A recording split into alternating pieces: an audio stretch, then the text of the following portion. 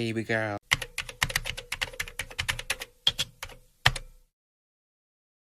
And so in today's video, we're gonna be talking about baby girl Aaliyah. I call her the queen of all music. A lot of people do make videos about her and talk about her.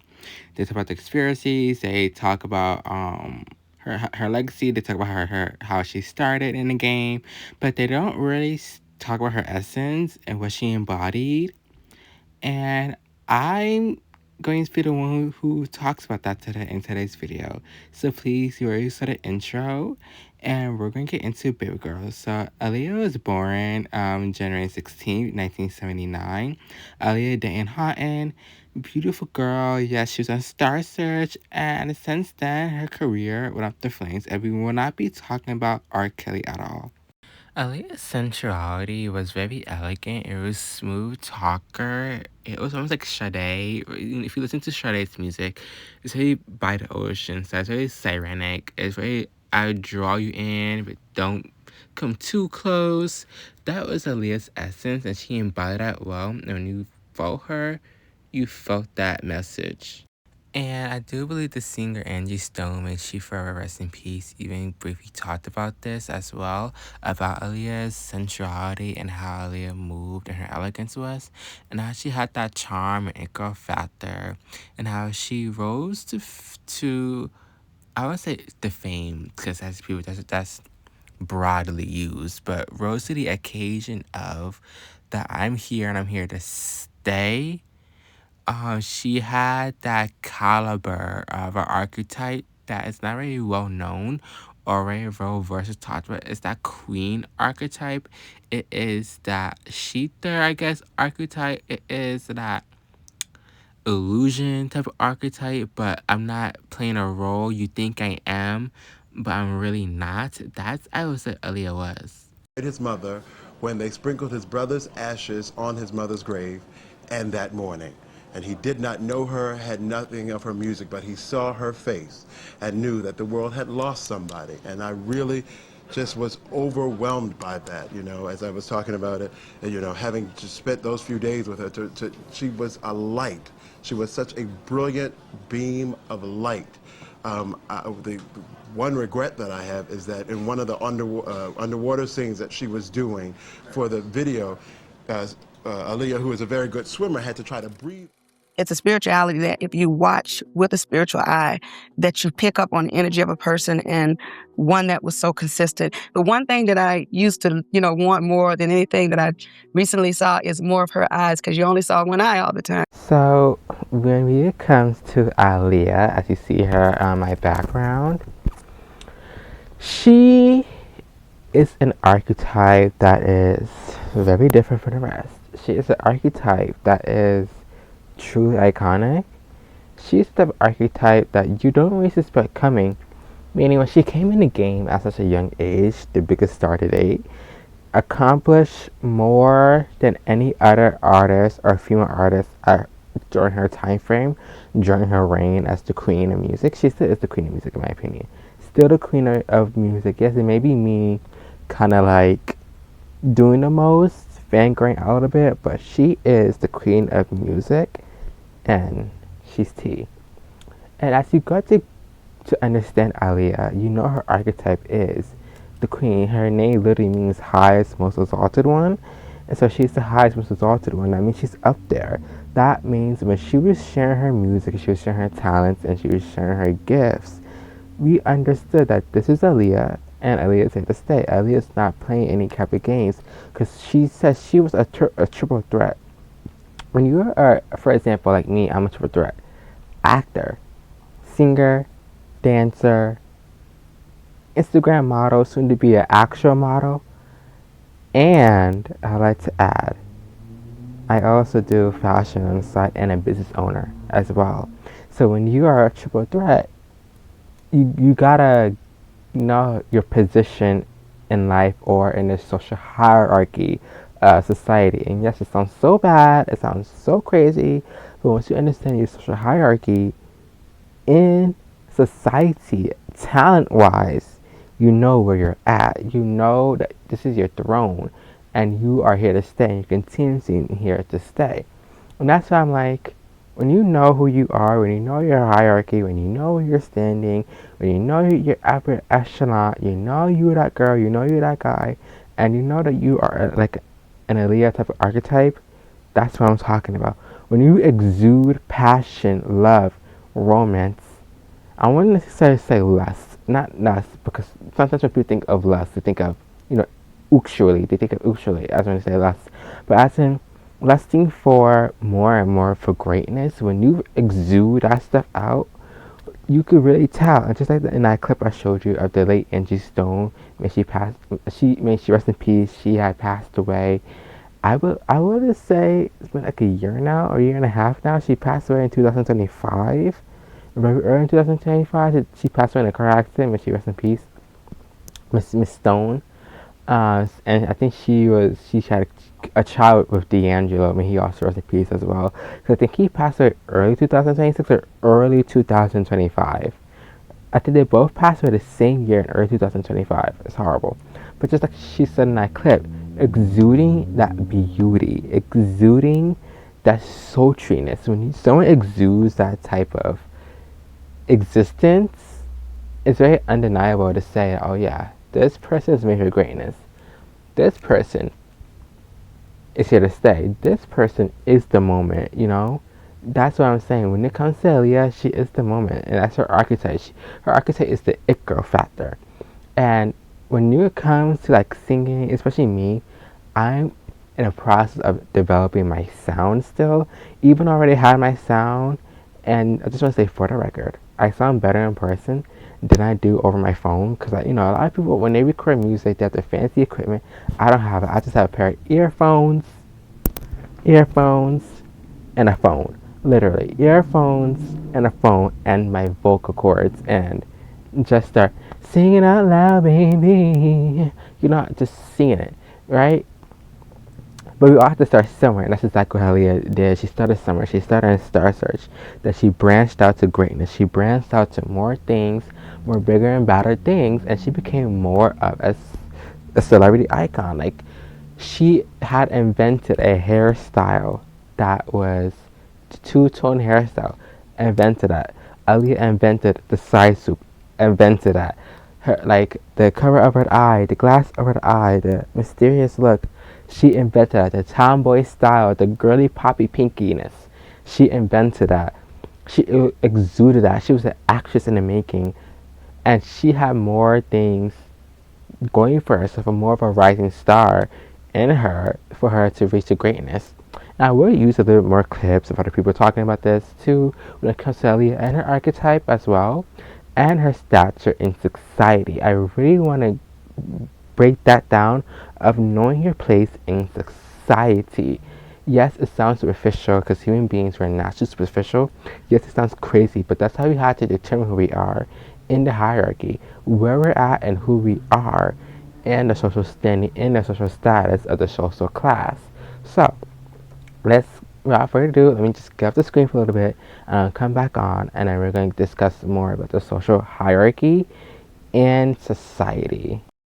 And this is from the National Library of Medicine. Forgive me in advance for butchering these names. I have linked the article description in the link below. And so it says human social hierarchies are predominant in different domestic work and recreational settings where they are driven in expectations, and social dispositions that drive appropriate social behavior, clamor from the year 2000. Furthermore, in humans and social status, strongly predicts well-being, mobility, and even survival. Boys 2004 and Swavsky, I'm saying that name right, Sapolsky, 2004 and 2020, 2005. Figure stir long-standing predominant theory of social comparison processes. Figure stir in 1954. So I guess these are people who basically came up with these theories. It suggests that an important role for hierarchical ranking in achieving accurate self-knowledge and self-improvement, particularly in usage of upward social comparisons. And the document continues to say, which is quoted by Wheeler in 1966, I don't know if it's a guy or that's a girl, But in social hierarchies, synonymously, ooh, that's a big word, sustainably emerged in children as of young as 2 boys in 2004 and Cummings in 2000. Status within a social hierarchy is often made explicit. Uniforms, honorifics, verbal assignments, or in some languages, even through status-specific grammar, Pork 1991. And as we continue, like I said in Pork in 1991, but also to infer from cues such as facial features, height, gender, and age, and dress. Carafine et al. From 2004. So I'm gonna say this person's name, Karafinetal. I'm just gonna say Kara, so that was by Kara in 2004. Like I said, this is from a Substack page, a document from the article of the National Museum of Medicine. I'm not a doctor, okay? I'm not a doctor, not a scientist, okay?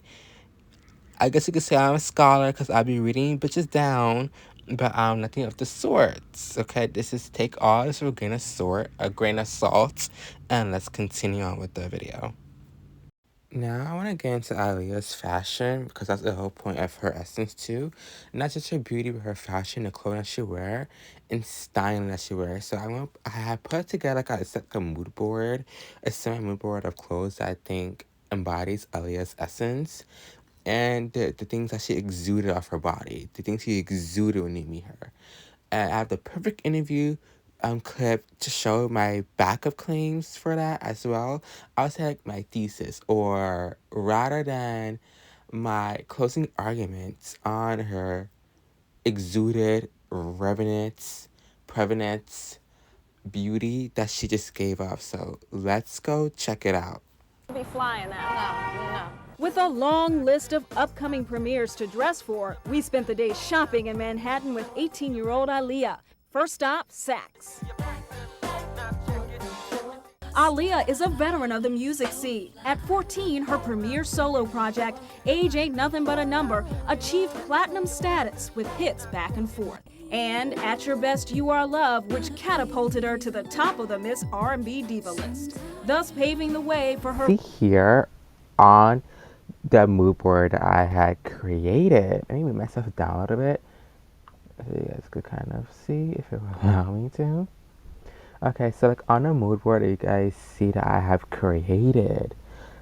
You see the person on the top left corner with the sketches and the swatches of fabric coming out the purse. You see on the lower of that, in the middle, between the picture of Aaliyah here on the bottom, you see the girl with the bleach blonde eyebrows and the nude makeup and the simple brown lip with the like a tint of purple, or with the ash blonde type of look going on here.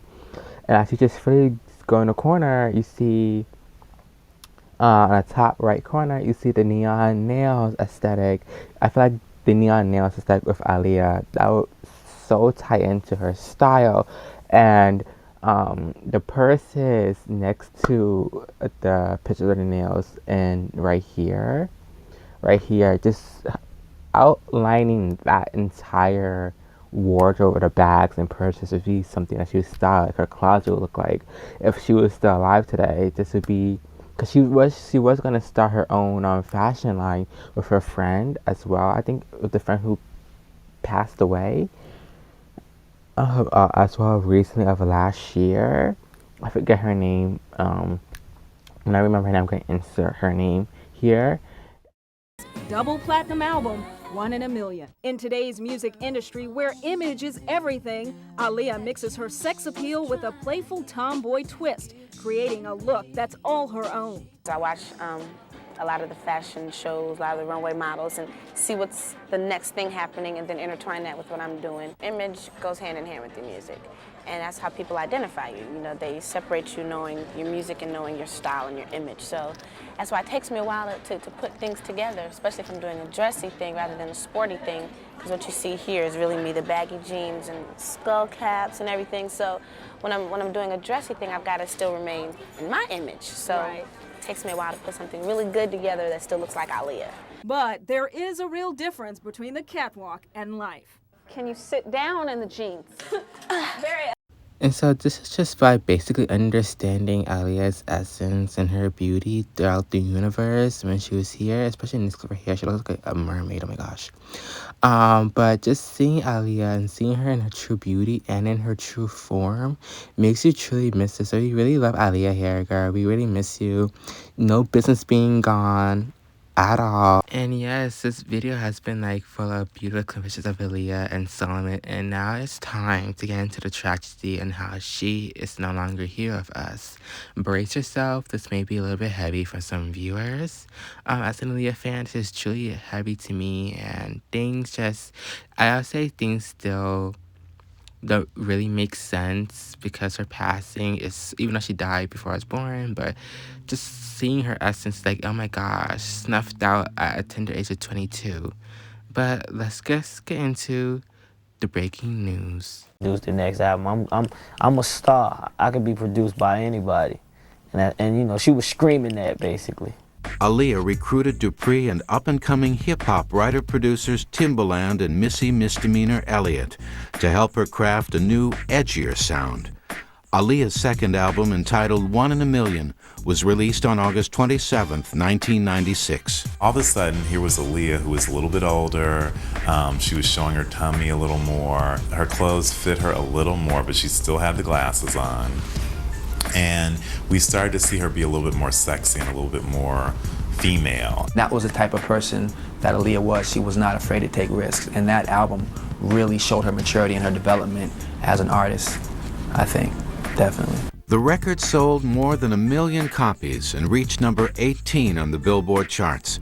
Aaliyah's creative intensity paid off again, but she barely seemed fazed by either criticism or success. A nice, you know, just down type of person that was a superstar when she wanted to be a superstar, and just a great kid when she wanted to be at the same time. It really amazed me how well she was able to handle the number of interviews and the number of appearances and the travel schedule, and then return to school and just walk around and act like she was nothing had ever happened prior to that.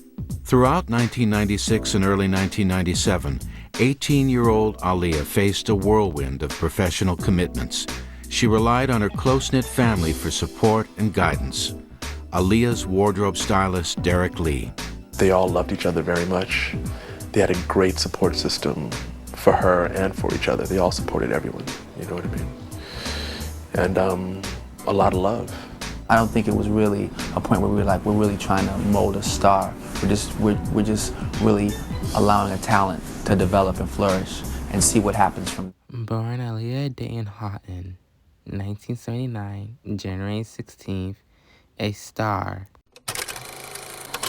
And so on the 25th of August 2001, Aaliyah had passed away at the tender age, or should I say the ripe age, of 22. She was a young bright star of a bright horizon. She had, like, how can I say this? A je ne sais quoi to her. She would have become one of the biggest, is the biggest, since the day that she was put on this earth, January 16th, 1979. Aaliyah, from then on, had a destiny to be fulfilled. Destiny fulfilled is what I will attach to Aaliyah's name. Destiny fulfilled. You can, like, kill the body, but you can't kill the spirit. You could swap the destiny, but you can't swap out the path. Because it will just, you know what? I'm saying too much. May she forever rest in peace, our beautiful baby girl, Aaliyah. It's truly, truly such an icon. And I wish I had met you in my lifetime. Ashe. So this is the end of the videos, my beautiful angels. My beautiful jingles, as I say. Be calm. Praise Yahuwah, Yeshua, Yahushua. Love you all, and see you guys the next time.